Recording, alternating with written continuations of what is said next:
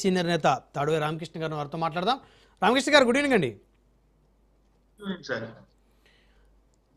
కేంద్ర విద్యాశాఖ మంత్రి రాజీనామా వరకు 28 రోజుల పాటు ఢిల్లీలో విద్యార్థులు నిరసన చేశారంటే ఇప్పుడు కేంద్రం తలొగ్గి దిగినట్ట, లేకపోతే విద్యార్థుల యొక్క భవిష్యత్తు కోసం రాజీనామా చేసినట్ట? ముందుగా ఈ ఛానల్ ఉన్నటువంటి ప్యానలిస్టులందరికీ నా నమస్కారములు. ఏంటంటే సార్, ఇది తలొగ్గినట్టు కాదు సార్. ఎందుకంటే నీట్ పవిత్రతను కాపాడటం కోసం బీజేపీ కట్టుబడి మాకు పార్టీ పదవులు ముఖ్యం కాదు సార్. పదవులు శాశ్వతం కాదు. ప్రజాస్వామ్యంలో గౌరవించే పార్టీ భారతీయ జనతా పార్టీ. తప్పు జరిగితే చర్య తీసుకుంటాం. నీటిలో ఏదైతే జరిగిందో వెంటనే సంస్కరణలు చేసినటువంటి పార్టీ నరేంద్ర మోడీ గారి నాయకత్వంలో జరిగినటువంటి వీళ్ళు ఏదైతే 150 లీకులు జరిగాయి గత ప్రభుత్వాలలో. ఇదే ధర్మేంద్ర ప్రధాన్ గారు 2014లో భారతీయ జనతా పార్టీ వచ్చిన తర్వాత 60,000 సీట్లు ఎంబీబీఎస్ సీట్లు పెంచారు. ఇది యువతకు ప్రాధాన్యత ఇచ్చినట్లు కాదా? ఎందుకంటే ఎక్కడైతే ఈ కాంగ్రెస్ పార్టీ ఉందో అక్కడ నీటి విద్యార్థులు కొంతమంది కూడా లేరు సార్. ఎందుకంటే మే 3వ తారీఖున ఎగ్జామ్ జరిగితే 4 రోజుల్లో లీక్ అయిన విషయం తెలుసుకొని ధర్మేంద్ర ప్రధాన్ గారు ప్రెస్ మీట్ పెట్టి పోలీస్ కంప్లైంట్ ఇచ్చి 12 రోజుల్లోనే సిబిఐ ఎన్టీఏ చైర్మన్ ని తీసివేసి పారదర్శకతో అన్ని చర్యలను త్వరితగతంగా తీసుకోవడం జరిగింది సార్. మీరు అంటున్నట్లు రాజీనామా అడగటం కాదు, మేము రిజల్ట్స్ ఇస్తాం. 67,000 సీట్ల రిజల్ట్ ఇచ్చాం. యువతకు కావాలి అంటే ఇన్ని రోజులు ఆలస్యంగా ఎందుకు రాజీనామా చేశారు చిత్తశుద్ధి ఉంటే అని ఇండైరెక్ట్ గా తులసిరెడ్డి గారు అన్నారు కదా. ఇప్పుడు అంటే సార్ యువతకు ఏమిటంటే సార్ 67,000 సీట్లు పెంచాం. యువతకు కావాల్సింది ఏంటి సార్? ఎయిమ్స్ కాలేజీలు 23 కాలేజీలు కట్టాం. ఎక్కడా కూడా లోపించకుండా యువత భవిష్యత్తు కోసం మేము చేశాం. అంతేగాని ఈ యొక్క ఉద్యమాన్ని అడ్డు పెట్టుకొని సమాజంలోని తీవ్రవాదుల్ని అనైతిక శక్తులను కూడగట్టుకొని ప్రధానమంత్రి ఇంటి మీద దాడి చేయడం అన్నది ఎవరైనా సహిస్తారా అంటే అది ఒక కాంగ్రెస్ పార్టీకి చెందుతుంది. ఎందుకంటే చెప్పారు, కాంగ్రెస్ పార్టీ అధికారం ప్రతిపక్షంలో ఉంటేనే దేశానికి తలనొప్పిగా తయారవుతారని. ఎందుకంటే సార్, కాంపిటీషన్ ఫీజు రద్దు చేసింది ఎవరు సార్? ఇదే ధర్మేంద్ర ప్రధాన్. ఎన్ఈపీ తెచ్చింది ఎవరు సార్? ధర్మేంద్ర ప్రధాన్ గారు. మరి కాంగ్రెస్ హయాంలో వ్యాపం కుంభకోణంలో 50 మంది చనిపోతే అడిగిన దిక్కు లేదు, చేసిన ఒక్క ఉద్యమం కూడా చేసిన దాఖలు. ఇప్పుడు రామకృష్ణ గారు ఒక్క ఆన్సర్ ఏం కావాలంటే, నీట్ ప్రశ్నాపత్రం లీక్ అయింది అని చెప్పేసి బీజేపీ కూడా బలంగా నమ్ముతుంది, దాంట్లో ఎలాంటి డౌట్ లేదు. సో లీక్ అవబట్టే పరీక్ష రద్దు చేశారు. అయితే అంత వీక్ ప్రభుత్వం కానీ విద్యాశాఖ కానీ ఎందుకు ఉంది అని ప్రశ్నించే వాళ్ళకి ఏం చెప్తారు? అంటే విద్యార్థుల భవిష్యత్తుని కాలరాసేటువంటి ఇంత దారుణమైనటువంటి ఘటన, చాలా సెన్సిటివ్ అంశం. మరి అంత జరిగితే ఈ ప్రభుత్వం దేశ రక్షణ కోసం ఎంతో కష్టపడి ముందుకెళ్తున్నటువంటి ఈ ప్రభుత్వం విద్యార్థుల యొక్క భవిష్యత్తు ఈ విధంగా అయ్యేటువంటి ప్రశ్నాపత్రం లీకేజ్ వ్యవహారంలో ఎందుకు కట్టుదిట్టమైనటువంటి భద్రతలు తీసుకోలేకపోయింది సార్? చేసింది సార్. ఎందుకంటే ఇక్కడ మీరు మాట్లాడిన ధర్మేంద్ర ప్రధాన్ ప్రభుత్వాన్ని అంటున్నారు. ఇదే విపక్షాలు నేను కరెక్ట్ గా ఒక సూటి ప్రశ్న వేస్తున్నాను. ఆ ప్రొఫెసర్స్ ఎందుకు చేశారు? ఆ ప్రొఫెసర్స్ చేసినటువంటి ఏ సంస్థకు దారాదత్తం చేయడం చేశారు? ఆ సంస్థ పేరు చెప్పరు. చేసినటువంటి ప్రొఫెసర్ల గురించి మాట్లాడరు. మీకు కావాల్సింది ధర్మేంద్ర ప్రధాన్ చేసింది ఏంటి? యువతకు చేసింది ఏంటి? 60,000 సీట్లు పెంచడం యువతకు చేసిన అన్యాయమా? కాదు కదా. బాధ్యత మేము పారిపోం సార్. బాధ్యత అంటే సమస్యను పరిష్కరించడానికి భారతీయ జనతా పార్టీ ఎప్పుడు కూడా కట్టుబడి ఉంటుంది. అది ధర్మేంద్ర ప్రధాన్ గారు చేశారు.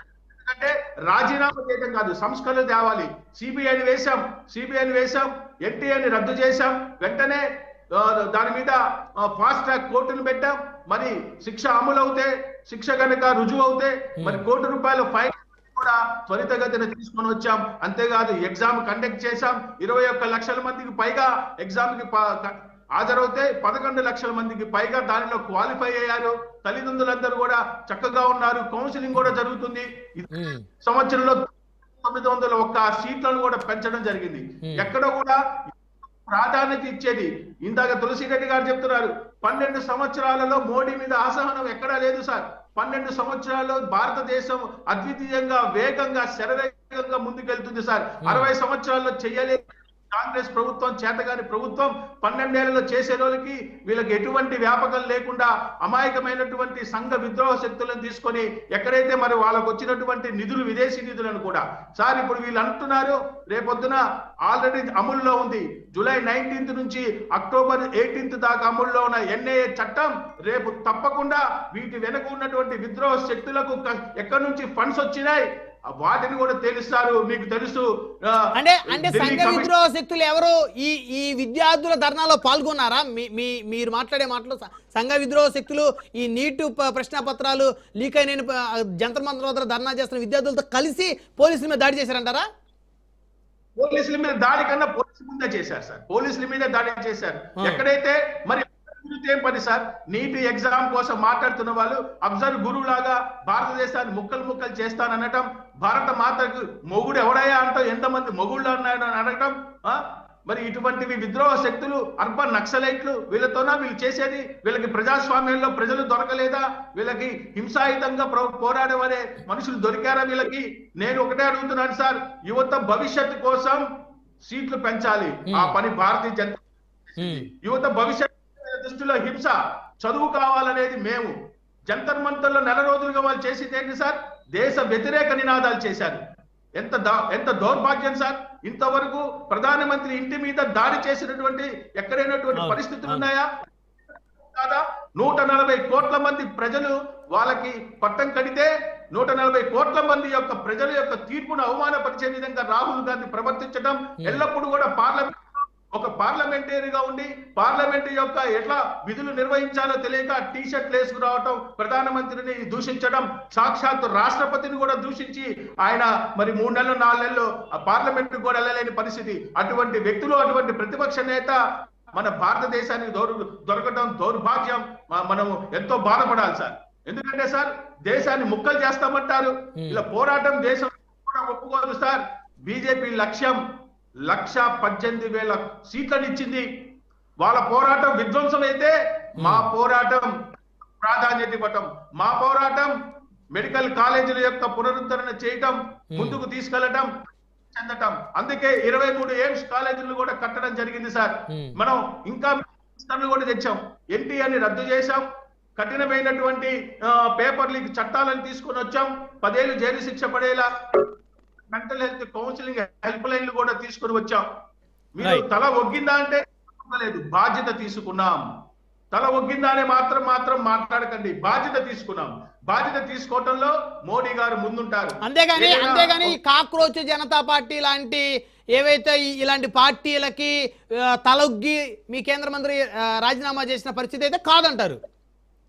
కాదండి, మేము రాజీనామా చేసింది నీటి పవిత్రత కోసం. ఓకే, అంటే ఇప్పుడు దాన్ని ఎలా ప్రొజెక్ట్ అవుతుందంటే ఇప్పుడు కాంగ్రెస్ వాటి మిత్రపక్షాలు కలిసి కాక్రోచ్ జనతా పార్టీ వీళ్ళందరూ కలిసి కూడా పెద్ద ఎత్తున 20 రోజుల పాటు ఢిల్లీలో జంతర్ మంతర్ వద్ద నిరసనలు ధర్నాలు చేస్తే వాటికి తలొగ్గి ఈరోజు కేంద్ర ప్రభుత్వం తీసుకున్న నిర్ణయం ప్రకారం విద్యాశాఖ మంత్రి రాజీనామా చేశారనేది ఇప్పుడు పబ్లిక్లోకి వెళ్తుంది. ఆ విధంగా కాంగ్రెస్ పార్టీ సంబంధించిన వివిధ రాష్ట్రాల్లో ఉన్న కాంగ్రెస్ ముఖ్యమంత్రులు కానీ ఆ నేతలు కానీ వాళ్ళందరూ కూడా సంబరాలు చేసుకున్నారు. ఇప్పుడు అంటే బీజేపీ పతనం మొదలైంది అనేటువంటి మెసేజ్ను వారు ఇచ్చేటువంటి ప్రక్రియ కొనసాగుతుంది. మీరు అబ్జర్వ్ చేస్తారో లేదో?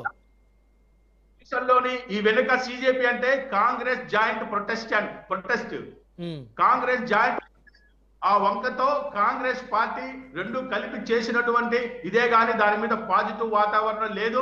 ఎందుకంటే ప్రజలందరూ చూస్తున్నారు, ఇది విద్యార్థుల కోసం కాదు జరిగింది, కాంగ్రెస్ కోసం చేసిన ఆందోళన.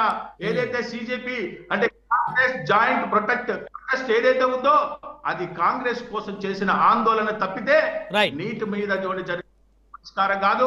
నీటి పరిష్కారానికి కేంద్రం చక్కగా చేసింది, అందుకే పవిత్రత కోసం కట్టుబడి ఉండి రాజీనామా చేశాం. పదవులు ఎప్పుడు శాశ్వతం కాదు.